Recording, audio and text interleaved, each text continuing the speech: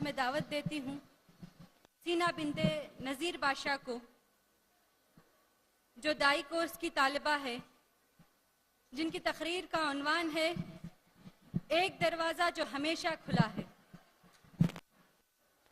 عزیز ماں اور بہنوں، اللہ اور اس کے رسول سے محبت کرنے والے بھائیوں اور بہنوں، جب ہم سے یہ بات کہی جاتی ہے کہ ایک میڈیکل سٹور ہے جو ہمیشہ کھلا رہتا ہے تو ہم بہت خوش ہو جاتے ہیں۔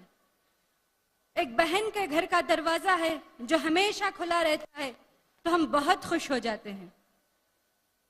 لیکن عزیز سامعات، اللہ تعالیٰ یہ اعلان کر رہا ہے کہ میرا دروازہ تو ہمیشہ ہمیشہ کے لیے کھلا رہے گا، کھلا ہے۔ مانگنا ہے تو صرف مجھی سے مانگو، اگر مغفرت چاہنا ہے تو صرف مجھی سے چاہو۔ عزیز سامعات، اسی لیے ہماری طالبہ یہ تقریر پیش کرے گی کہ اللہ تعالیٰ کی بارگاہ میں جب تک ہماری سانس باقی رہے تو اللہ تعالیٰ ہمیں توفیق دے توبہ کرنے کی۔ ایسا تو نہیں ہو سکتا کہ کوئی انسان گناہ نہ کرے۔ کہا جاتا ہے جو گناہ نہ کرے وہ رحمان ہے، جو خطا نہ کرے وہ رحمان ہے، جو خطا کرے وہ انسان ہے، جو خطا پر خطا کرے وہ حیوان ہے، جو خطا کر کے بھی توبہ نہ کرے وہ شیطان ہے۔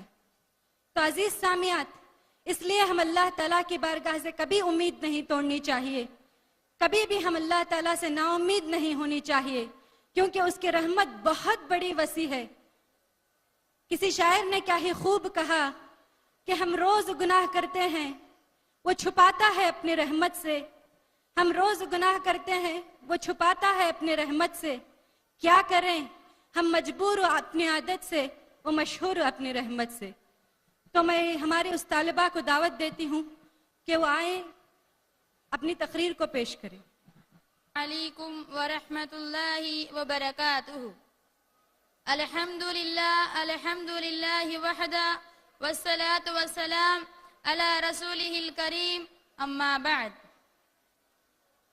قال اللہ تبارک وتعالی فی القرآن المجید والفرقان الحمید، فاعوذ باللہ من الشیطان الرجیم، بسم اللہ الرحمن الرحیم۔ قل یا عبادی الذین اسرفوا علی انفسہم لا تقنطوا من رحمت اللہ، ان اللہ یغفر الذنوب جميعا انہ هو الغفور الرحیم۔ تمام تعریف اس اللہ رب العالمین کے لیے لائق اور زیبا ہے جس نے ہم تمام کو اشرف المخلوقات میں سے پیدا کیا۔ لاکھوں کروڑوں مرتبہ درود و سلام کا نزول ہو ہمارے آخری نبی محمد مصطفیٰ صلی اللہ علیہ وسلم پر۔ محترم و مکرم معزز سامعات اور مہمانان خصوصی اور دیگر معلمات، آج اس پر رونق اجلاس میں میرا تقریر کا عنوان ہے ایک دروازہ جو ہمیشہ کھلا ہے۔ شریعت میں توبہ کا معنی ہے گناہوں کو ترک کر کے اللہ تعالیٰ کی طرف رجوع ہونے کو ہی توبہ کہتے ہیں۔ اللہ تعالیٰ اپنے مومن بندے کو اس بات کا حکم دیتا ہے کہ وہ اپنے گناہوں سے توبہ استغفار کرے۔ رسول صلی اللہ علیہ وسلم کے متعلق ثابت ہے آپ صلی اللہ علیہ وسلم کثرت سے توبہ استغفار کیا کرتے تھے۔ جیسا کہ حدیث میں آتا ہے رسول صلی اللہ علیہ وسلم نے فرمایا، قسم ہے خدا کی میں دن میں 70 مرتبہ سے زائد اللہ رب العالمین سے توبہ استغفار کرتا ہوں۔ معزز سامعات، معصوم عن الخطا نبی صلی اللہ علیہ وسلم ہی ایک دن میں 70 مرتبہ سے زائد اللہ رب العالمین سے توبہ استغفار کیا کرتے تھے۔ تو اندازہ لگائیے ہم گنہگاروں کو ایک دن میں کتنی مرتبہ توبہ استغفار کرنا چاہیے۔ معزز سامعات، ایک مرتبہ حسن بصری رحمہ اللہ کی مجلس میں ایک شخص نے قحط سالی کی شکایت کی تو انہوں نے کہا اللہ رب العالمین سے توبہ استغفار کرو۔ دوسرے شخص نے تنگ دستی کی شکایت کی، تیسرے شخص نے کہا میرے یہاں اولاد نہیں ہو ہوتی ہے. چوتھے نے کہا زمین کی پیداوار کم ہو رہے ہیں. لیکن انہوں نے ہر ایک کو یہی جواب دیا کہ توبہ استغفار کرو، توبہ استغفار کرو. لوگوں نے کہا یہ کیا معاملہ ہے، آپ سب کو ایک ہی شکایت، آپ سب کو مختلف شکایتوں کا ایک ہی جواب بتا رہے ہیں. تو انہوں نے کہا حضرت نوح علیہ السلام اپنے قوم سے ہی کہا تھا. معزز سامعات، چلیے میں آپ کو توبہ کی کس قدر فضیلت ہے اللہ تعالیٰ کی اس قول کی روشنی سے بتاتی چلوں. اعوذ باللہ من الشیطان الرجیم، بسم اللہ الرحمن الرحیم. ان اللہ یحب التوابین ویحب المتطہرین. بے شک اللہ تعالیٰ توبہ کرنے والوں کو اور پاک رہنے والوں کو پسند فرماتا ہے. اللہ تعالیٰ اپنے بندے کا توبہ استغفار اتنا محبوب ہے، اگر وہ اسے ترک کر دے تو ان کی جگہ پر ایسے لوگوں کو لائے گا جو توبہ استغفار کریں گے تو اللہ تعالیٰ انہیں معاف کر دے گا. صحیح مسلم کی حدیث میں آتا ہے رسول صلی اللہ علیہ وسلم نے فرمایا اس ذات کی قسم جس کے ہاتھ میں میری جان ہے، اگر تم گناہ نہ کرو گے اور اللہ رب العالمین سے معافی نہ مانگو گے تو اللہ تعالیٰ تمہیں ختم کر کے دوسرے لوگوں کو لائے گا جو گناہ کریں گے اور اللہ رب العالمین سے معافی مانگیں گے تو اللہ تعالیٰ انہیں معاف کر دے گا.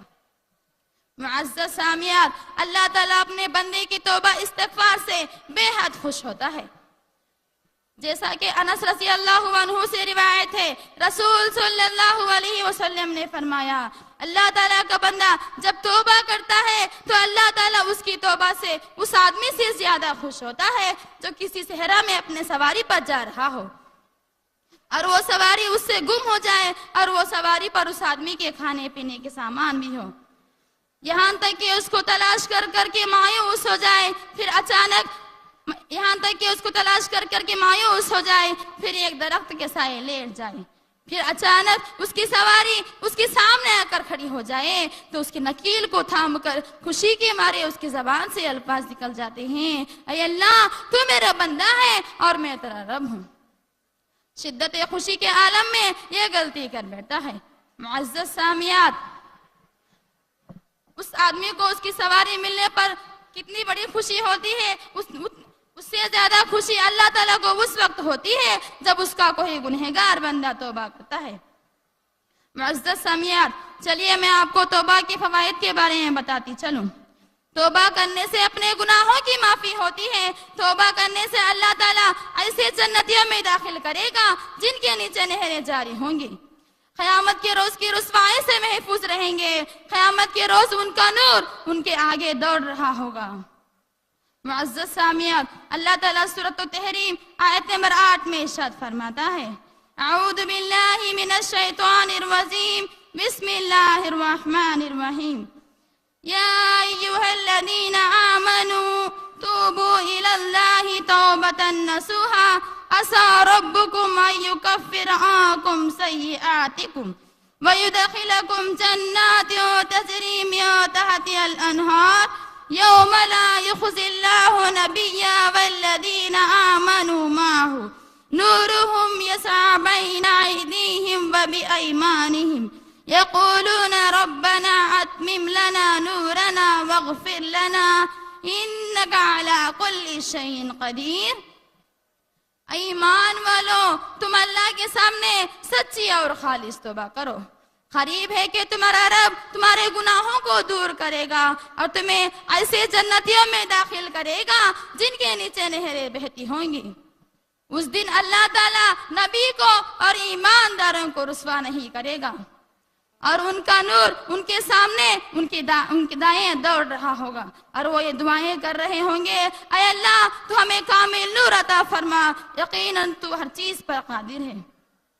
اسی طرح اللہ تعالیٰ سورۃ الحود آیت نمبر 50 پر 2 میں ارشاد فرماتا ہے اعوذ باللہ من الشیطان الرجیم، بسم اللہ الرحمن الرحیم.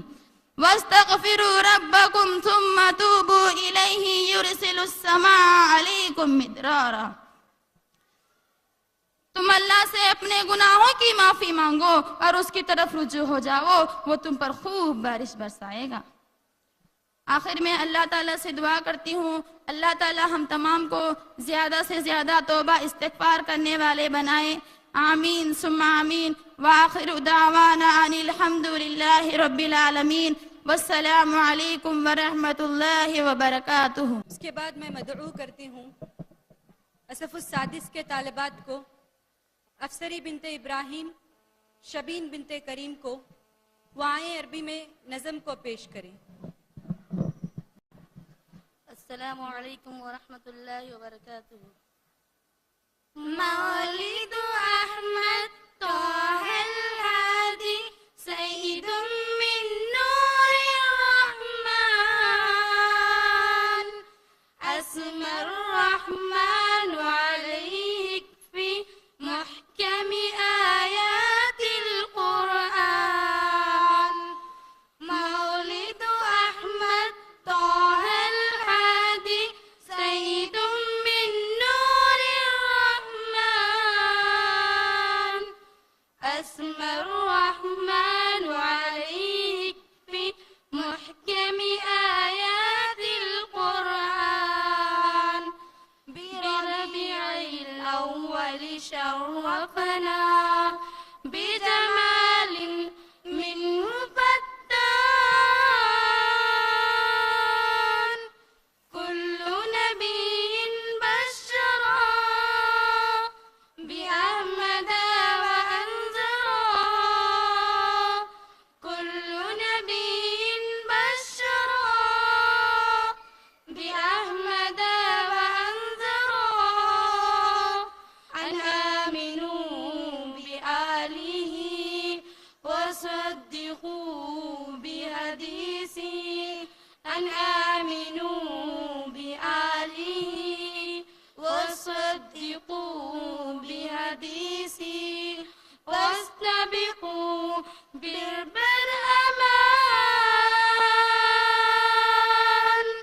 مولد أحمد طه الهادي سيد من نور الرحمن أسمى الرحمن عليك في محكم آيات القرآن. مولد أحمد طه الهادي سيد من نور الرحمن أسمى الرحمن عليك في محكم آيات القرآن. بربيع الأول شرفنا بجمال منه فتان.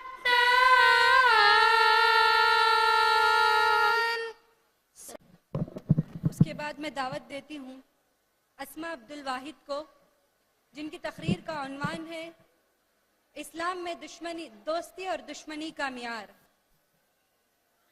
اسلام میں دوستی اور دشمنی کا معیار، یعنی ہمارے طالبہ آپ کو یہ بتائے گی کہ اسلام میں صدق دل سے، خلوص سے، یکجا ہو کر کس سے محبت کرنا چاہیے.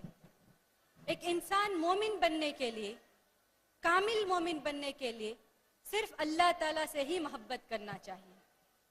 عزیز ماں اور بہنوں، اللہ تعالیٰ کو یہ دوستی پسند نہیں ہے کسی کے عیش و عشرت کو دیکھ کر، کسی کے رنگ و روپ کو دیکھ کر، کسی کے مال و دولت کو دیکھ کر. یہ اللہ تعالیٰ کے ہاں قبول نہیں ہے. اگر دوستی بھی کرو تو صرف اللہ تعالیٰ کے لیے، اگر دشمنی بھی کرو تو صرف اللہ تعالیٰ کے لیے. کہا جاتا ہے سوچ سمجھ کر اے انسان، سوچ سمجھ کر اے انسان اپنی ہستی کو پہچان. سن یہ کہتا ہے قرآن کل من علیہا فان. وہاں کی تقریر کو پیش کریں. السلام علیکم ورحمۃ اللہ وبرکاتہ. ان الحمد للہ رب العالمین والصلاة والسلام علی رسولہ الکریم. اما بعد. محترمہ و مکرمہ صدر اجلاس و معزز سامیات اور مہمانان خصوصی، آج اس پر رونق بزم میں میری تقریر کا عنوان ہے دوستی اور دشمنی کا معیار اسلام کی نظر میں. اللہ تعالیٰ اور اس کے رسول صلی اللہ علیہ وسلم کی محبت کے بعد اللہ کے اولیاء سے محبت رکھنا اور اس کے دشمنوں سے عداوت رکھنا ضروری ہے۔ اسلامی عقیدے کا ایک اصول یہ بھی ہے کہ جو لوگ اس سے محبت کرے ان سے محبت، اور جو لوگ اسلام سے دشمنی رکھے ان سے دشمنی کرنا ضروری ہے۔ چنانچہ ہم مسلمان اہل توحید اور اہل سنت سے محبت اور دوستی رکھے، مشرکین بد عقیدوں سے بغض و عداوت رکھے۔ یہ اصول ملت ابراہیم اور ان کے ساتھیوں کی خصوصیات میں سے ہے جن کی اقتداء کا ہمیں بھی حکم دیا گیا ہے۔ اللہ سبحانہ و تعالی سورۃ الممتحنہ آیت نمبر 4 میں ارشاد فرماتا ہے، اعوذ باللہ من الشیطان الرجیم، بسم اللہ الرحمن الرحیم، قد كانت لكم أسوة حسنة في إبراهيم والذين معه إذ قالوا لقومهم إنا براء منكم ومما تعبدون من دون الله كفرنا بكم وبدا بيننا وبينكم العداوة والبغضاء أبدا حتى تؤمنوا بالله وحده۔ مسلمانوں، تمہارے لیے ابراہیم علیہ السلام اور ان کے ساتھیوں میں بہترین نمونہ ہے، جبکہ انہوں نے اپنی قوم سے برات کا اظہار کیا اور کہا کہ ہم تم سے اور جن جن کی تم اللہ تعالیٰ کے سوا عبادت کرتے ہو ان سے بالکل بیزار ہے۔ ہم تمہارے عقائد کے منکر ہیں، یہاں تک کہ تم اللہ تعالیٰ کی وحدانیت پر ایمان نہ لاؤ، ہم میں ہمیشہ کے لیے بغض و عداوت ظاہر ہوگی۔ معزز سامعات، دین و دنیا کی سب سے بڑی نعمت پیار و محبت ہے، خاص طور پر وہ محبت جو بندے سے خدا کو اور خدا سے بندے کو ہوتی ہے۔ یہ غیر فانی نعمت لازوال دولت جن کے ذریعے سے انسان کو رب کی رضا حاصل ہو سکتی ہے، اور جسے حاصل ہوگی وہ منعم حقیقی کی نعمت کا شکر ادا کرے، اور یہ نعمت حاصل کرنے کے ذرائع